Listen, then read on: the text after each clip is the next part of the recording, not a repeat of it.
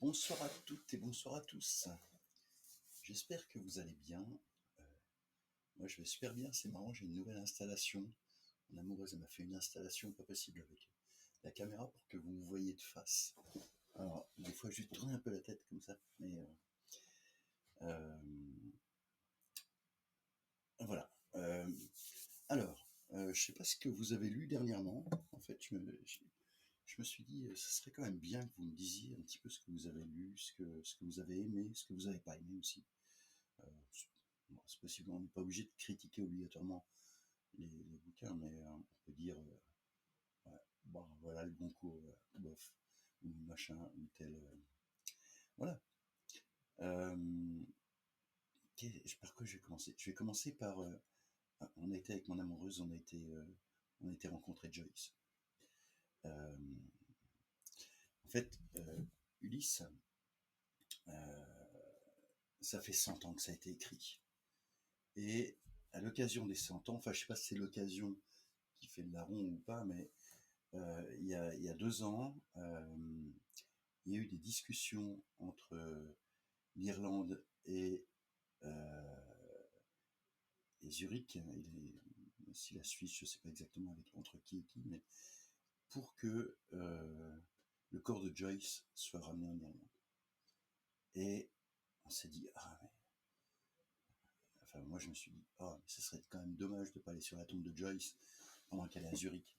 Et donc, avec mon amoureuse, on y a été et on a eu vraiment beaucoup de chance parce que euh, en même temps, à la fondation de Joyce, il y avait une expo sur Ulysse qui racontait les 100 ans d'Ulysse. Donc je vais le recommencer euh, pour, euh, parce que c'est vraiment c'est assez génial. Est-ce que j'ai le catalogue? Je sais même pas où j'ai mis. Ah si, il est là. Hop. Comme vous voyez, on n'a pas fini de manger encore, hein. Voilà. Donc, mais c'est bien en fait la caméra comme ça. Voilà. Donc ça, c'est le catalogue de l'expo et avec en fait tous les objets qui étaient exposés, tout ce qui était exposé et qui donne chapitre par chapitre en fait des lignes directrices pour continuer à lire Ulysse. Enfin voilà. Et puis donc cette expo en plus on y est allé euh, un, un peu par hasard en fait. Le week-end on s'était dit on va aller ce week-end-là sur la tombe de Joyce. Puis il se trouve qu'on a vu l'expo, puis l'expo se terminait le 1er mai, on est arrivé 2 jours avant, et voilà. Donc c'était au Strauff à Zurich. Ouais, voilà. Ouais, c'est marqué dessus. Strauff. Je sais pas ce que ça veut dire, Strauff. Est-ce que ça veut dire quelque chose de spécial? Voilà. Et c'était vraiment chouette. Ça permet effectivement d'avoir une autre vision de Joyce. Enfin, moi, ouais, ça m'a. Parce que je vous parlerai, je vous en ai déjà parlé, hein, d'un bouquin qui est sorti, qui va sortir ou qui va sortir sur la fille de Joyce, mais il n'a pas paru encore. Et là, je vais commencer par vous lire un petit extrait d'Ulysse. À ce moment, l'auditeur, qui n'était autre que l'étudiant écossais, une tête chaude, d'un blond de filasse, complimenta le jeune gentilhomme avec la plus vive animation, et interrompant le récit à l'endroit le plus attachant, non sans avoir prié son vis-à-vis avec un signe poli, d'avoir l'obligeance de lui passer un flacon de cordial, demanda en même temps au conteur, par un mouvement de tête interrogateur, aussi clair que jamais mots ne l'exprimèrent, tout un siècle d'éducation raffinée n'eût pas suffi à parfaire un geste aussi gracieux, que compléta un mouvement équivalent mais contraire du chef, s'il pouvait le régaler d'une coupe de ce breuvage. Mais bien sûr, noble étranger, dit-il avec engouement, et 1000 compliments. Il vous est loisible et fort à propos. Il ne manquait que cette coupe pour mettre le comble à ma félicité. Mais juste Dieu, quand il ne me serait laissé en partage qu'une croûte dans ma besace et un gobelet d'eau claire, mon Dieu, je m'en contenterai, et j'aurai assez d'humilité dans mon cœur pour me prosterner à 2 genoux et remercier les puissances célestes pour le bonheur qu'eût daigné m'accorder le dispensateur de tout bien. Ce disant, il porta le gobelet à ses lèvres, avala une délectable gorgée du cordial, lustra sa chevelure, et, portant la main à son sein, en sortit soudain un médaillon retenu par un ruban de soie. Cette miniature même qu'il chérissait depuis que la main aimée y avait tracé quelques mots. Contemplant ses appas d'un regard où se lisait un monde de tendresse. « Ah, milord, fit-il, si seulement vous aviez pu la voir comme moi, avec ses yeux, à cet instant émouvant, avec son exquise chemisette et son béret de jeune coquette, un présent de son jour de fête, à ce qu'elle me dit, dans un désordre si dénué d'artifice, d'un abandon si attendrissant, sur mon bonheur, vous-même, milord, vous fussiez trouvé contraint par votre tempérament généreux de vous remettre entièrement entre les mains d'un tel ennemi, ou d'abandonner pour jamais la lice. Je le proclame, de toute ma vie, je ne fus si féru. Mon Dieu, je te remercie de m'avoir donné le jour. 3 fois heureux celui qu'une si aimable créature distinguera de ses faveurs. Un soupir de tendresse donna à ces mots toute leur éloquence, et, ayant remis le médaillon dans son sein, il se sécha les yeux et soupira encore. Ouais, c'est le grenier à foin, d'accord, merci Laura. Ouais, c'est vraiment magnifique, magnifique texte. Enfin, si vous n'avez pas lu Ulysse, euh, vous attachez pas à la longueur du texte. C'est pas grave. Il y a des bouquins comme, je reviens toujours sur L'homme sans qualité, mais des bouquins qui paraissent longs ou, euh, ou Proust ou des. Lisez page par page, et puis vous inquiétez pas de la finalité. De toute façon, il y a des choses, des phrases tellement magnifiques, des envolées tellement belles que ça vaut le coup vraiment de se plonger dedans. Je reviendrai avec Joyce un petit peu plus loin. Comment vous allez? Alors, mon amoureuse m'a dit, oui, mais les gens, ils n'ont pas le temps de te répondre parce qu'il y a un décalage entre le moment où tu parles et le moment où ils entendent, plus le temps qu'ils écrivent. Donc voilà. Donc je vous demande comment vous allez, si vous avez lu des belles choses, prenez votre temps. Voilà. J'espère que la fumée vous dérange pas. Qu'est-ce que je vais vous raconter pendant ce temps-là? Ah oui. Je vais être au salon de l'autre livre à Paris, Palais de la Femme. Donc c'est vendredi, samedi, dimanche. Et sur le stand des éditions d'en bas, avec mon ami Alain Léger, qui est des éditions à plus d'un titre, on sera quasiment côte à côte, ou côte à côte, on ne sait pas exactement. Et ce salon, si vous ne savez pas quoi faire, vous ne trompez pas, hein, c'est pas le salon Livre Paris, où il y a les tout gros, là c'est les éditeurs indépendants, là c'est là où on découvre de nouveaux auteurs, de nouveaux éditeurs, de nouveaux livres, non standardisés, ça fait du bien. Et dans le cadre de ce salon, 2 choses dont je vais vous parler. Il y a le samedi matin, à 10h, il y a une réunion, tout le monde peut venir, il n'y a rien qui est fermé, mais ça n'a pas été annoncé, officiellement. Il y a eu des invitations qui ont été envoyées à des associations, à des groupements, etc., pour discuter autour de l'édition indépendante. Voilà. Donc, si vous avez envie d'en parler, de venir écouter, de venir parler, vous êtes les bienvenus, évidemment. Et donc, ça sera à 10h au Palais de la Femme, le samedi. Le dimanche,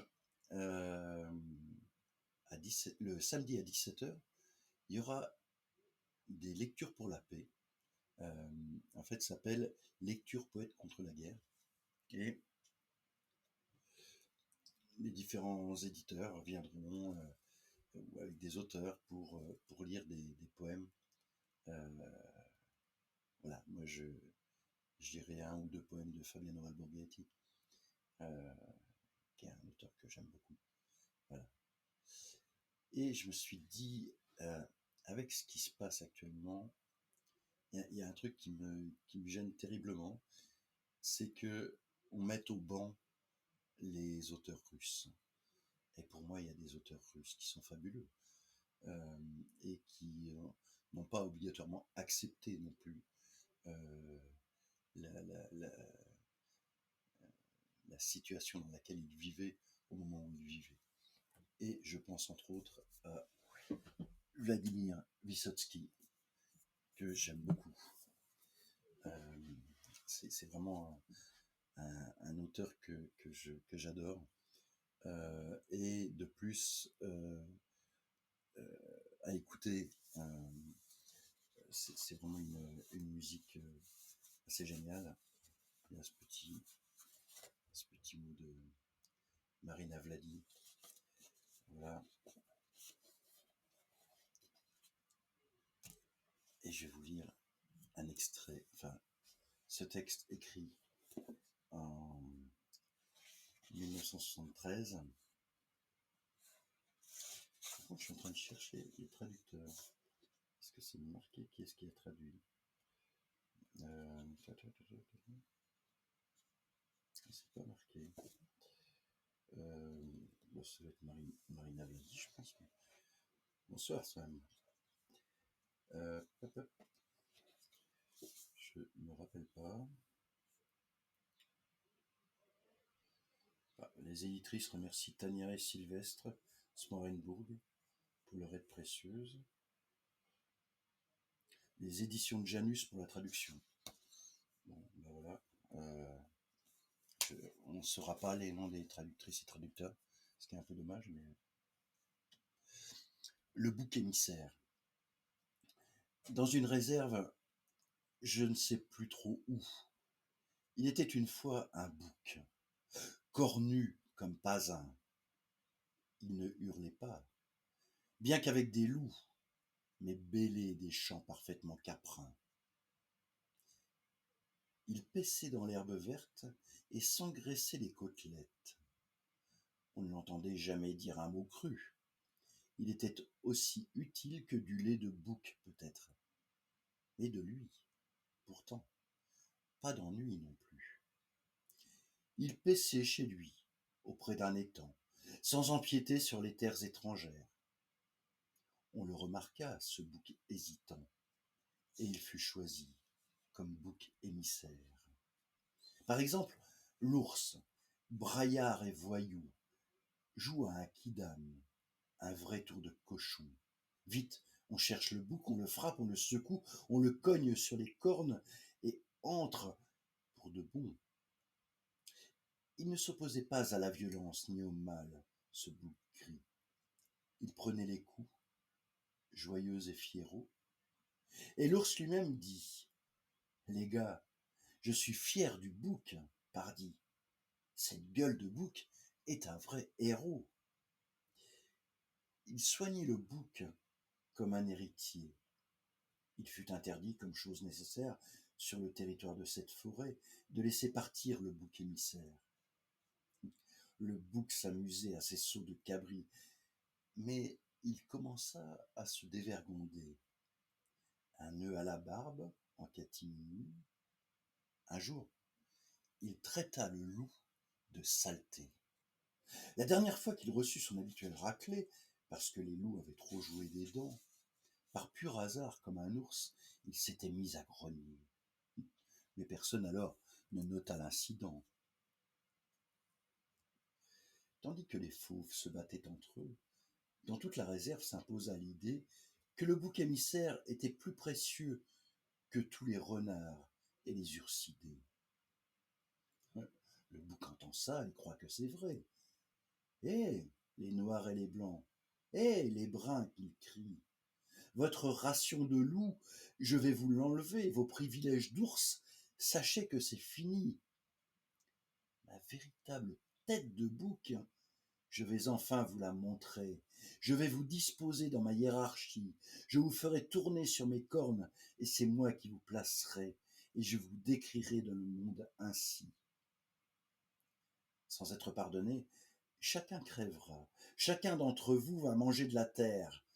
Pour la rémission des péchés, c'est moi qui jugerai. Je suis le bouc émissaire. Dans une réserve, je ne sais plus trop où, c'est le bouc qui mène le bal comme avant. Il vit et il hurle avec tous les loups. Comme les ours, il grogne, ce bouc, maintenant. Remontant les manches, les cabris se sont enhardis, jusqu'à arracher des poils au louveteau. Pourquoi se gêner maintenant si leur chef est investi du pouvoir par le roi des animaux? Il sent soudain que ses cornes sont acérées, et une inspiration du bouc apparaître.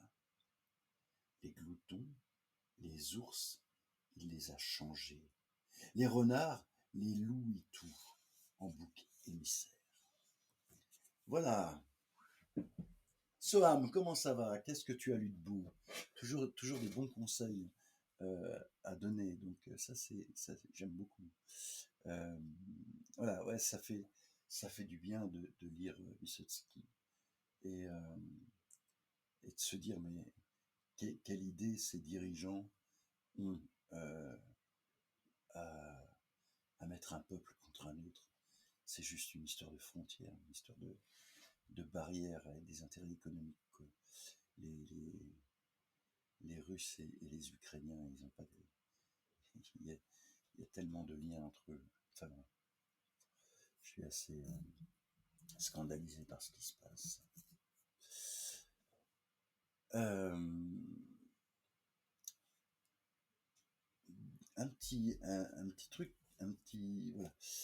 Où est-ce que je suis allé que le libraire ou la libraire m'a conseillé ce bouquin. Ah oui, à Moutier. À Moutier, la librairie Point Virgule, la libraire me dit ah, je suis en train de lire ça. Et c'est génial, le jour où le monde a tourné. Et alors j'ai commencé, hein, je vous en parlerai un petit peu plus tard, une autre fois. Je vous lirai des extraits. Mais pour l'instant, ce que j'ai lu 60 pages et j'ai pas trouvé d'extrait vraiment à lire. Parce qu'en fait, c'est le récit du, comment on va appeler ça, le règne, ouais, de la Dame de Fer de Margaret Thatcher. Mais c'est assez génial, c'est vraiment génial la manière dont c'est annoncé. Et c'est Judith Pérignon, que j'avais jamais rien lu d'elle, euh, qui est journaliste, essayiste et romancière. On lui doit notamment Les Chagrins, Les Fables et les Forts, Victor Hugo vient de mourir, L'Insoumis, là où nous dansions, et elle a travaillé au récit personnel de Gérard Garouste et Marceline Loridan-Ivens. Voilà. Donc, Le jour où le monde a tourné de Judith Pérignon, et ça, je vous en parlerai une autre fois parce que je ne l'ai pas lu. Encore, je n'ai pas fini. Par contre, j'ai fini ce bouquin de Pierre Schneider, qui est un ouvrage assez incroyable. Ça, c'est chez Harpo. Euh, Ça s'appelle Vivre. Et c'est un récit qui a été écrit. Pierre Schneider avait entre 15 et 17 ans quand il a écrit ce texte-là. Et il y a euh, une préface de Adam Biro, donc l'éditeur de Beaux-Arts, Adam Biro, et avec qui ils ont travaillé. Je crois qu'il y a même une photo à l'intérieur. Si je me souviens bien. Ouais, voilà. Une photo de Adam Biro et Pierre Schneider à la toute fin du livre en 1984. Donc Pierre Schneider, vraiment un spécialiste de l'art, mais là, ce qu'il raconte, c'est au moment, alors c'était en quelle année, en 1942 ou 1943, c'est pas vraiment précisé. Euh, ils vont ils vont partir, donc son père, sa mère, son grand-père et lui vont fuir l'Allemagne nazie. En tant que juif, c'était fortement conseillé tout de même pour aller en Amérique. Euh, Adam Bureau dit bien dans sa préface, c'est jamais les États-Unis, c'est l'Amérique. Voilà. Et l'idée, c'est d'aller, de partir d'Allemagne, d'aller jusqu'à Perpignan, et de Perpignan aller en Espagne, puis au Portugal et embarquer. Et c'est un récit complètement fou de passage de frontières, euh, avec je vous le dévoile comme ça, mais en fait sur le quatrième de couverture, enfin qu'il y a sur le site, on l'apprend. À un certain moment, le grand-père va se suicider pour permettre à sa fille et au reste de la famille de pouvoir passer la frontière. C'est un récit assez haletant.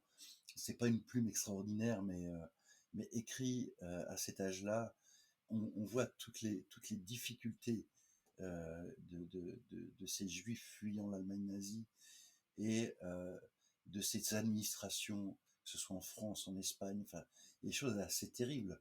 Euh, des personnes qui sont refoulées et puis qui savent que il y a le risque quand même, c'est de se faire prendre et puis de finir dans les camps, de finir. Enfin voilà. Et ça, c'est vraiment aussi ouais, un lien quand même beaucoup avec la manière dont les migrants vivent aujourd'hui et dont ils doivent passer les frontières. Et je me dis que on est vraiment dans le même style de choses, même si c'est pas obligatoirement pour les mêmes raisons. Voilà. Je vais vous lire juste un petit extrait. Parce qu'en fait, il va, il va réfléchir, il va se poser les questions, mais qu'est-ce que c'est, qu'est-ce qui se passe, il, il y a énormément de temps libre en fait entre le temps où le père cherche les solutions, il va à Marseille et il va essayer, il y a un restaurant emblématique où ils se retrouvent, où ils essayent d'échafauder des plans, et puis euh, euh, le fils a du temps, donc il se promène et tout ça, puis il se pose vraiment des questions, il est en pleine adolescence, quel est le sens de sa vie en fait? Et ils n'arrêtent pas de faire des allers-retours en train jusqu'à la frontière espagnole, puis plusieurs fois ça échoue. Le train se met en marche. Peu à peu, la gare, Cerbère, disparaissent derrière les collines, et des dizaines d'êtres qui ont perdu l'espoir retournent, s'éloignent de la terre d'Espagne qu'ils convoitent. Quel désespoir muet sur tous ces visages détendus. Ils souffrent. Oui, tous ensemble souffrent du même malheur, de la même infortune. Alors, soudain, cela me soulage. Je sens qu'un lien m'attache à eux. Pitié, oh non, quelque chose de plus puissant. Il me semble que ce sont des frères. Quel bonheur ce serait que de souffrir ensemble, car la douleur serait comme une joie profonde. Quelle force il y aurait en nous tous, unis. Pour tous, la joie serait immense, la vie rendue infiniment plus intense, plus grande. Tous unis. Le sang coule plus chaud dans mes veines, mes tempes battent, un frisson me secoue. L'espoir rentre en moi. La force qui peut nous aider, la porte vers la liberté, elle est là, dans ces réfugiés autour de moi, dans tous ceux qui souffrent, en tous les hommes, unis. Quel rêve! Et c'est émouvant, c'est beau parce que c'est aussi toutes ces questions existentielles qui arrivent à l'adolescence. Et qu'est-ce qu'on va faire de sa vie? Voilà, Pierre Schneider, Vivre. Euh, voilà, j'ai trouvé ce bouquin vraiment assez génial.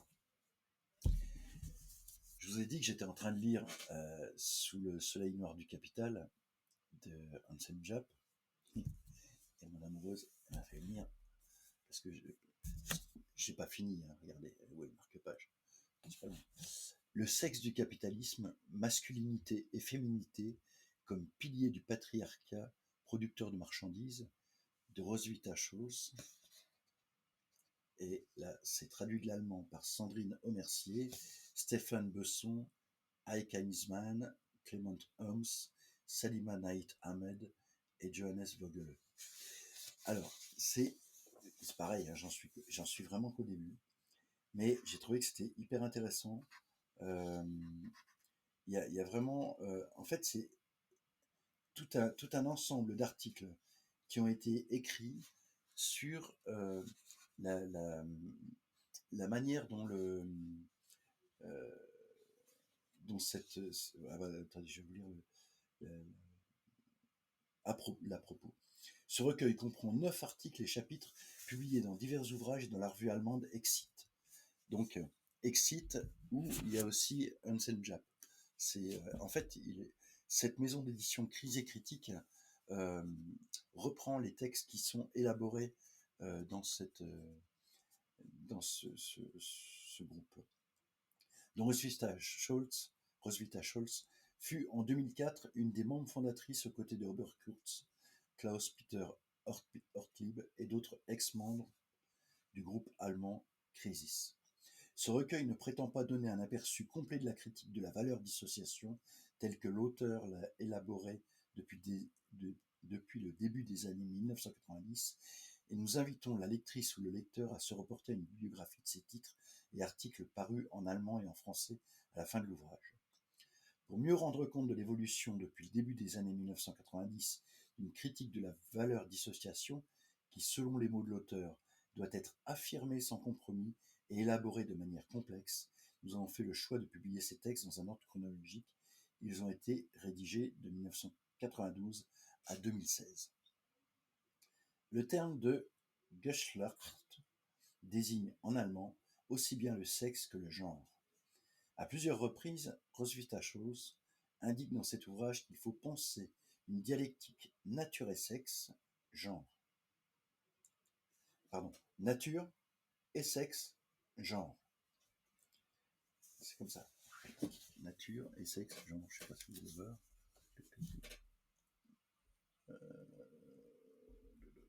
Non, je suis pas sur mon côté. Si, je suis sur mon côté. Hop. Voilà. Le dernier paragraphe. Nature, c'est marrant comment c'est mis. Nature et sexe, genre. Nous avons choisi de traduire quasiment dans tous les cas alors je pense que je le prononce mal, hein, Geschlecht par genre. Cela n'implique évidemment en aucun cas que l'auteur se revendique de la théorie ou des études de genre, du queer, des courants post-structuralistes ou déconstructionnistes, etc. Parfois, elle utilise aussi le terme anglais de gender, notamment quand elle fait allusion aux gender studies de provenance américaine. Nous sommes donné la liberté de le traduire par étude de genre ou de laisser l'anglicisme gender selon le contexte de la phrase.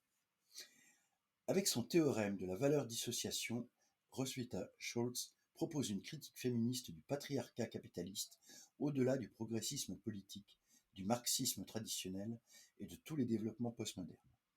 Elle effectue une critique radicale de la modernité comprise comme patriarcat producteur de marchandises, ce qui l'a conduit à refuser de se laisser enfermer aussi bien dans la croyance en un progrès immanent de la modernité que dans les contradictions secondaires, l'essentialisme naturalisant ou le différentialisme post-structuraliste. Voilà.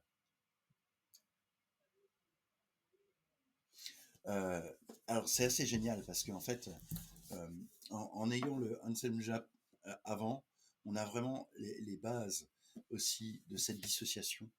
Et, et elle en parle, hein, elle se réfère au-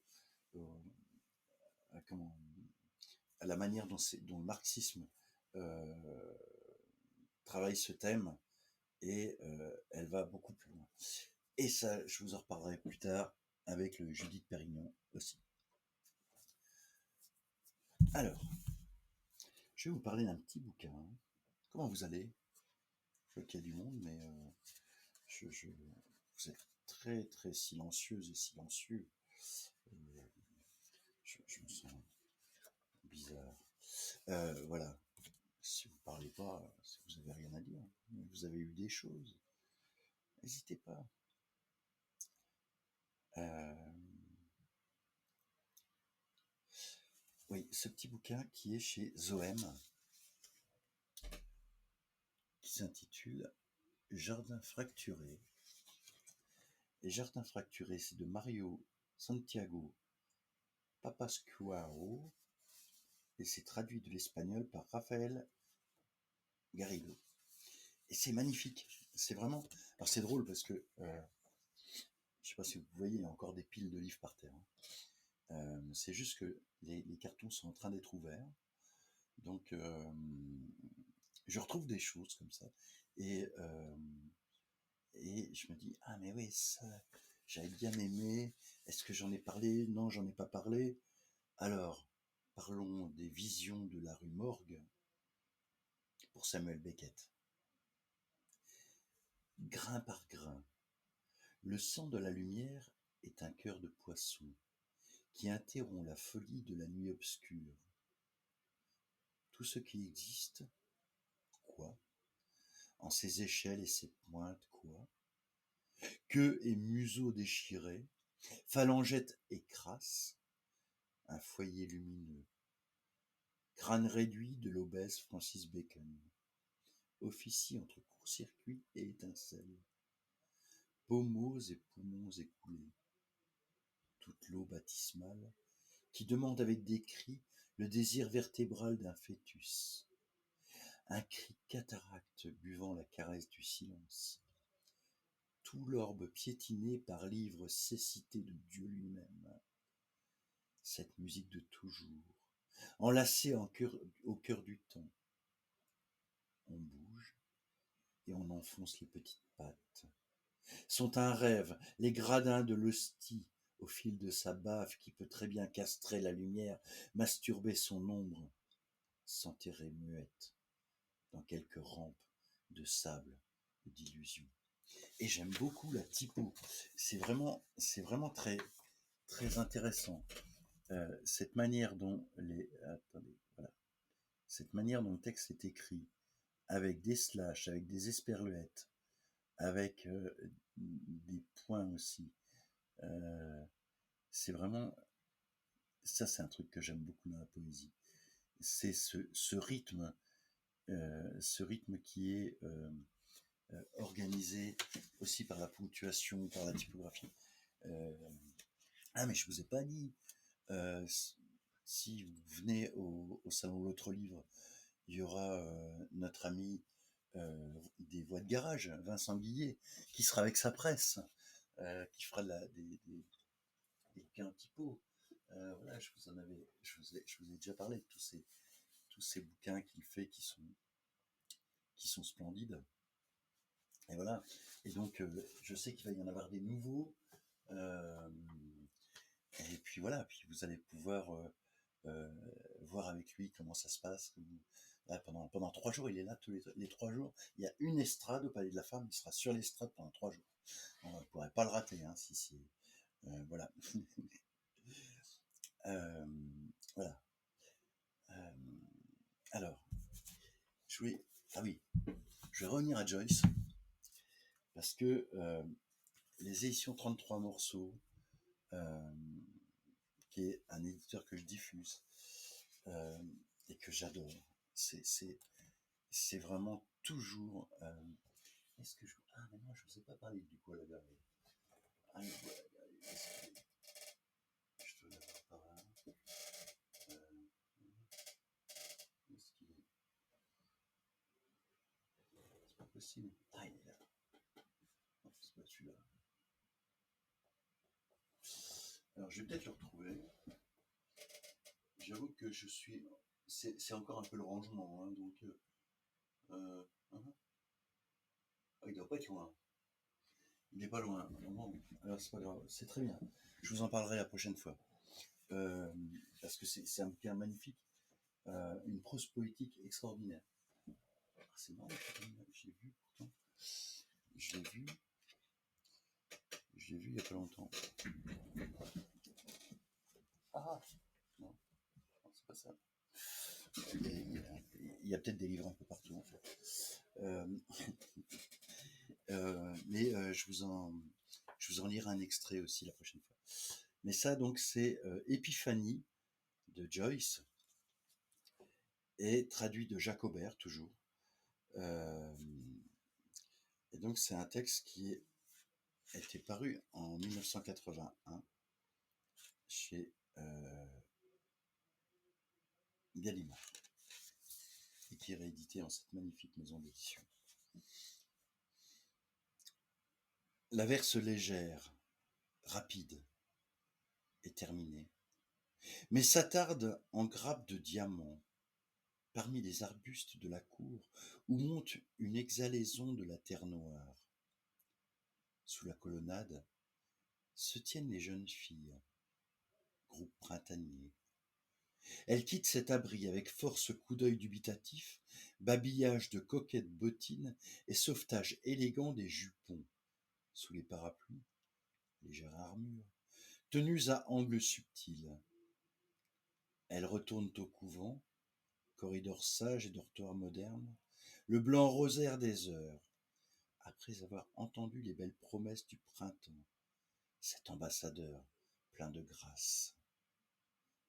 Au milieu d'un paysage plat, balayé par la pluie, s'élève un haut bâtiment, simple, dont les fenêtres filtrent l'obscure clarté du jour.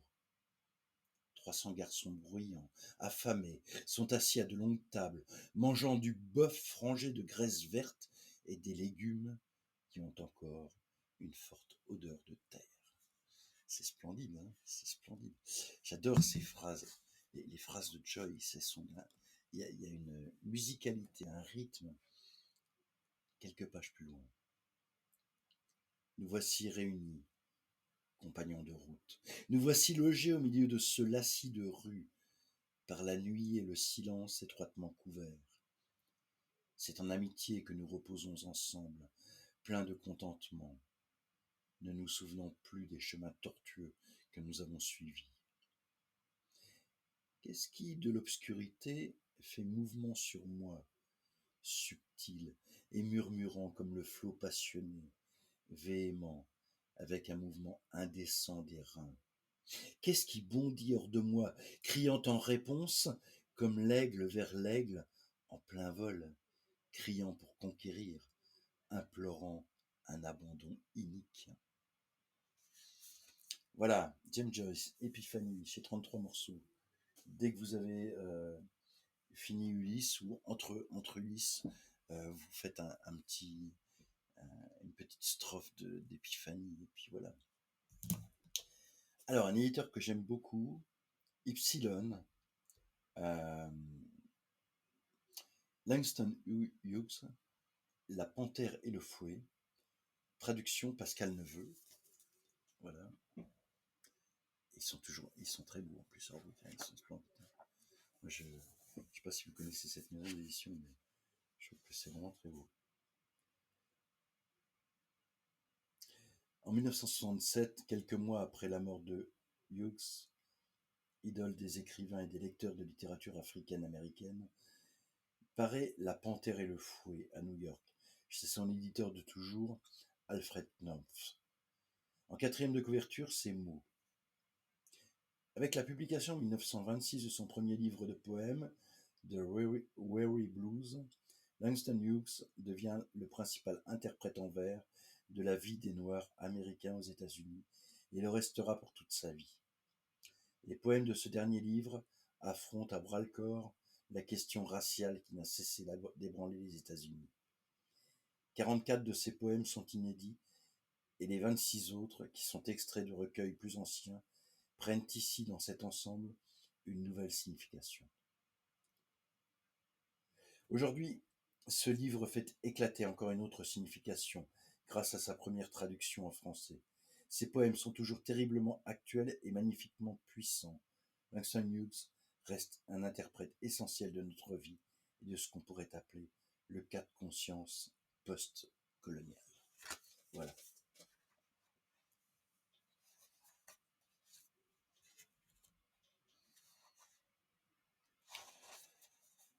Le chapitre 4 s'intitule, je vous fais voir, le visage de la guerre.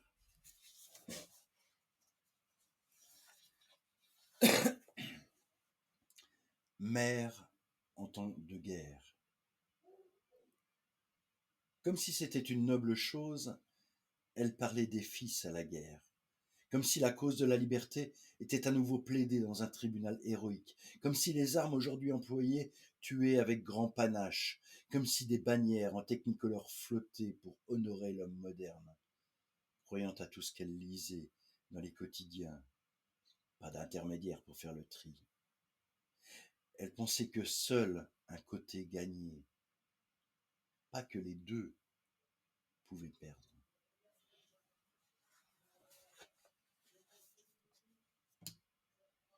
Guerre. Le visage de la guerre est mon visage. Le visage de la guerre est ton visage. De quelle couleur est le visage de la guerre? Brun, noir, blanc. Ton visage est mon visage.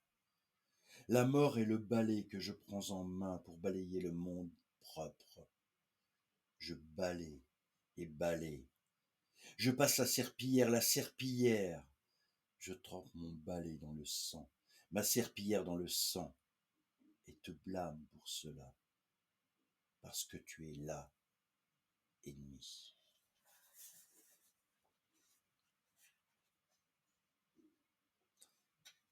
Et puis, j'ai trouvé ce texte magnifique qui s'intitule Échange culturel. Dans le quartier des Noirs, où les portes sont des portes de papier, la poussière d'atomes miteux souffle un son grinçant. D'informes feux follets font des cabrioles, et le vent n'attendra pas minuit pour souffler les portes en s'amusant.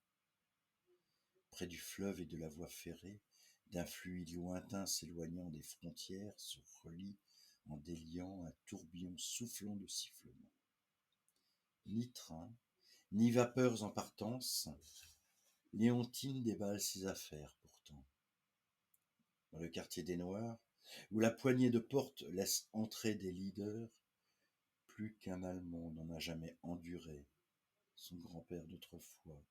Non de son fait, dans une marmite de choux verts, mijote lentement, chariots pliés et dépliés, dans une mer de supermarchés.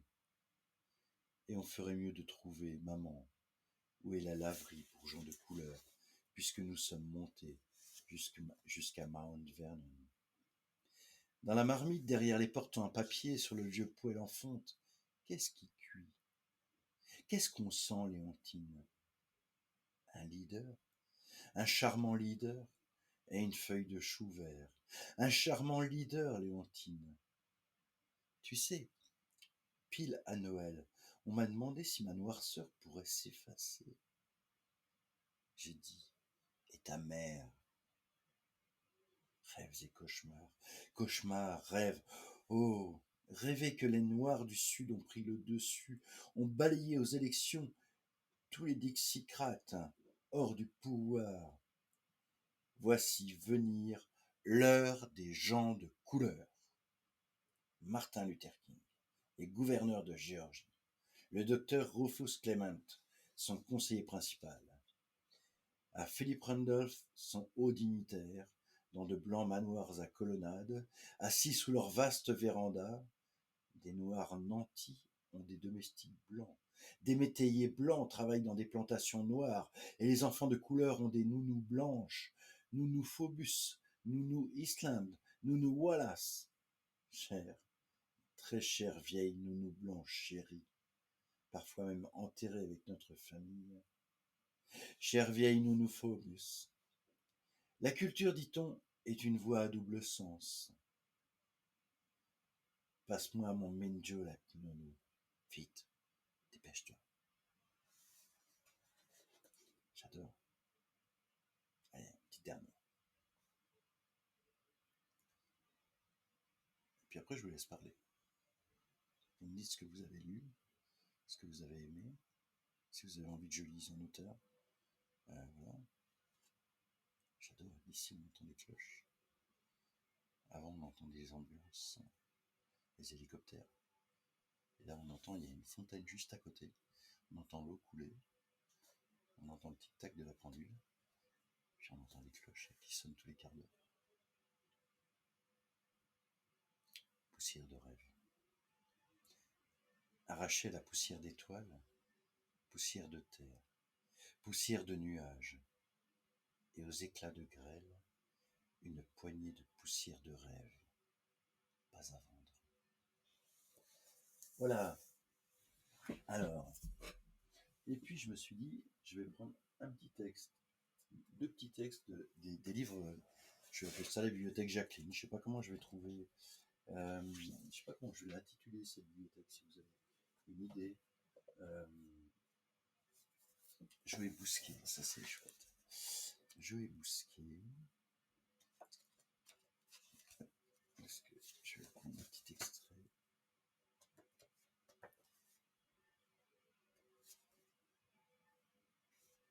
Ah, il parle pas mal de Jean Jouve. Ah oui, ça se passe, c'est génial. Donc ça, c'est Lumière infranchissable pourriture et autres essais sur Jouve. Voilà. Donc chez Fata Morgana, et c'est un bouquin qui a été publié en 1987. L'homme, regardez-le bien, va vers le singe. Il n'y a pas à s'en étonner. Cette baudruche risible dérive de l'androgyne, une espèce d'oiseau roi qui a mangé sa couronne, un génie qui a mis ses ailes au secret. Il a perdu le souvenir des temps heureux où le ciel ouvrait, fermait dans son cœur ses paupières de nuit.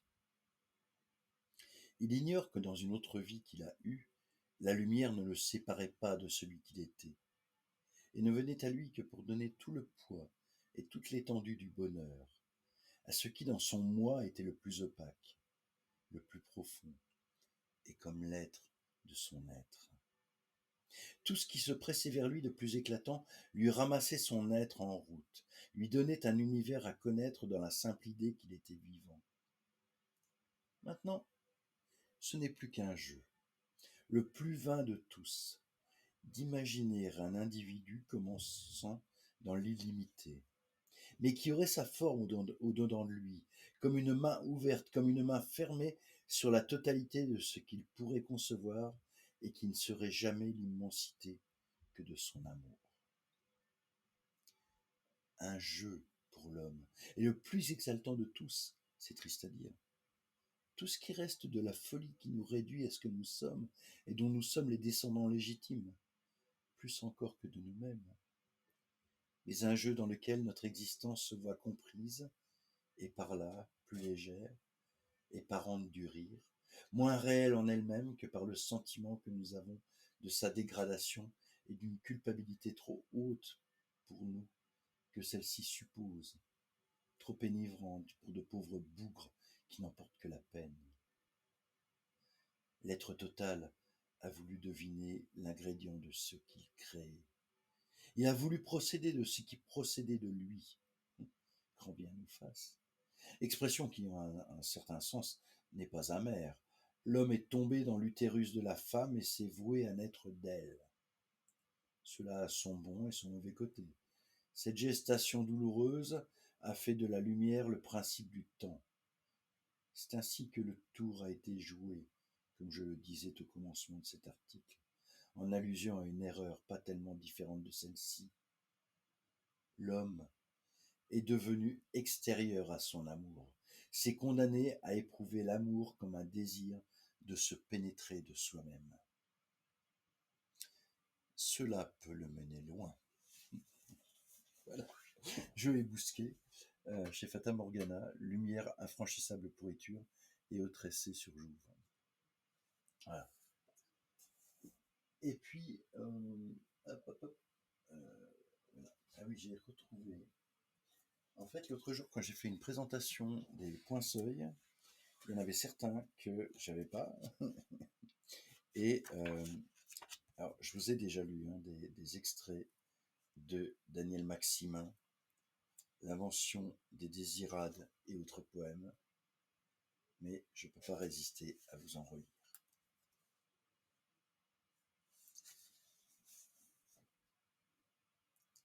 Le chant des osmoses. Il y aurait trop de mots qui manquent, trop d'adjectifs trompeurs, des verbes trop précis. Il faudrait inventer une langue neuve, avec des paroles à la fois tendres et remuantes, sans analyse logique ni pronom possessif, des souvenirs sans passé simple, des verbes être tout seuls sans complément, des verbes aimer sans objet indirect, des sexes confondus sans mot pénis ni pénitence, sans machine ni mot vagin, des sexes qui seraient des lèvres de don, des lèvres d'accueil au passage d'une langue inédite, un sourire d'écume, du poisson bleu. Tout est possible. Il y aurait un chuchotis de chiffonnage entre chemise et corsage. Tout est possible.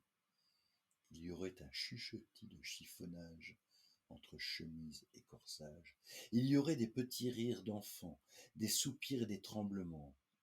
L'amour qui perd la carte sans compas ni équerre, sans niveau ni maillet, ni règle ni ciseaux. Le rêve de laisser faire sans se laisser avoir. Il y aurait le corps d'un homme et ses 9 ouvertures.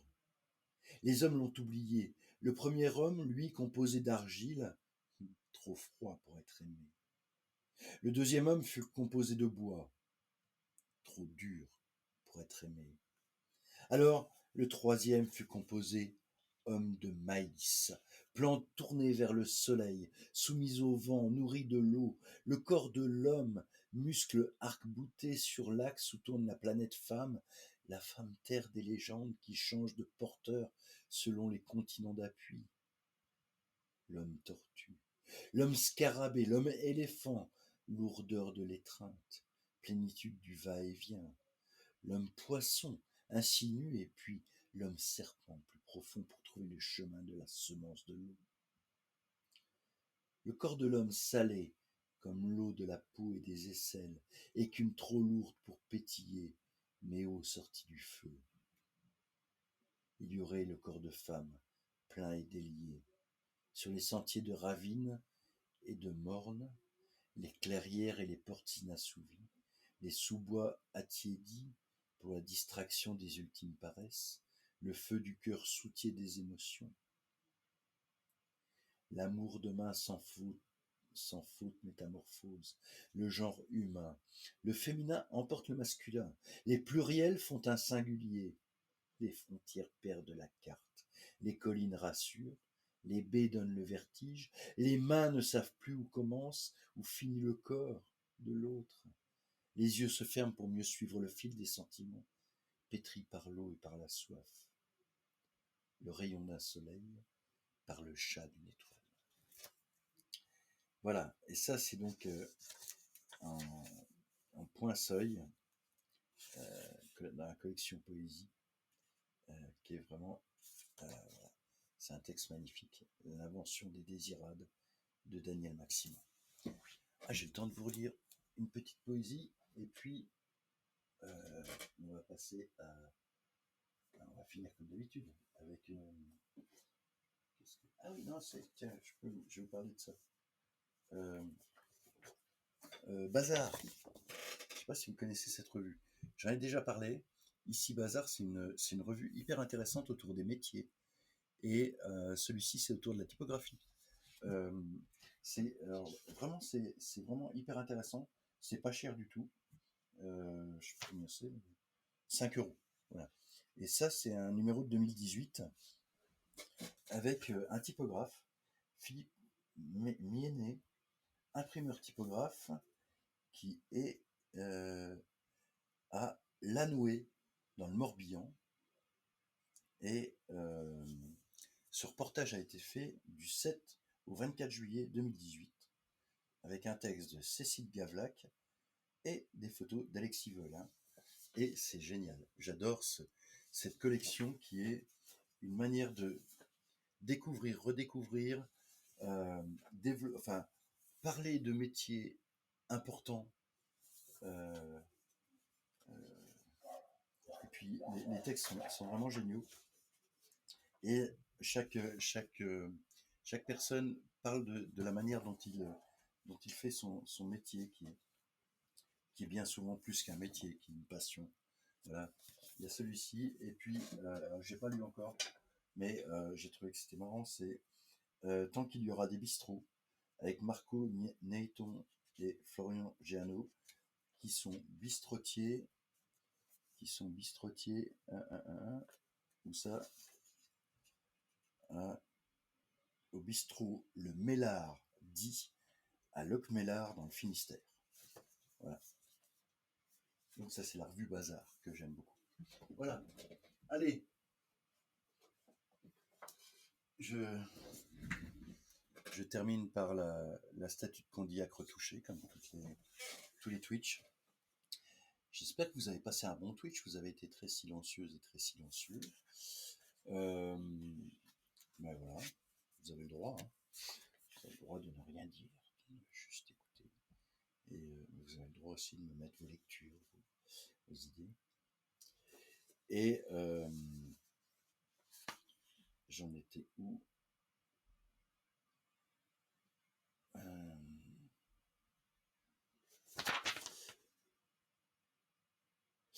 Ah ouais, j'en étais là.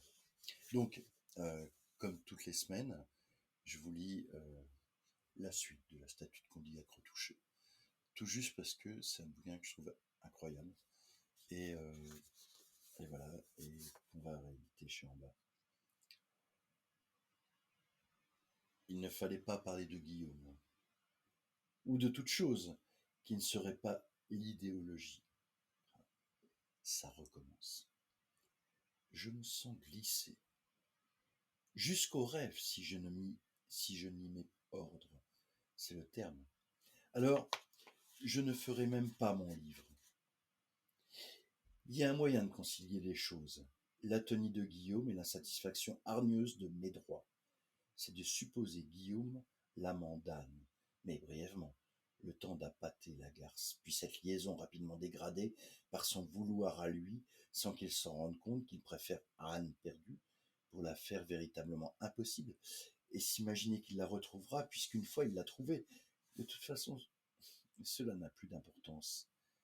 Le plaisir est dans ce cheminement même interminable, sur une lande sans limite. Voilà, c'est fini. Je me vois fluent. Je ne commencerai plus bien que là. Ce n'est pas ce que je voulais dire. Il y est un rapport entre le commencement et le fait d'avoir tout détruit. Parce qu'on en a fini avec le passé, la répétition, si on est remis à soi seul, comme Guillaume dans un espace sans fin, ni repère. Voyons, c'est la figure de la nuit de novembre. Et Molloy joue son rôle là-dedans, parce qu'il tourne tout à la pullulation. Alors, à ce moment, un espoir soulevait Guillaume. Car de Molloy à Malais, la différence est petite. Or, Malais est un suburb. Anne est dans la ville que le suburb subtend, étant relie. Déjà, Guillaume ressent une pâle tiédeur, approche du corps d'Anne. Ah, c'est complètement incroyable, parce que Malais, c'est un quartier de Lausanne. Molloy, ouais, effectivement, vous avez la référence. À Beckett, voilà. Et puis, les autres personnages, c'est Dostoïevski, quoi.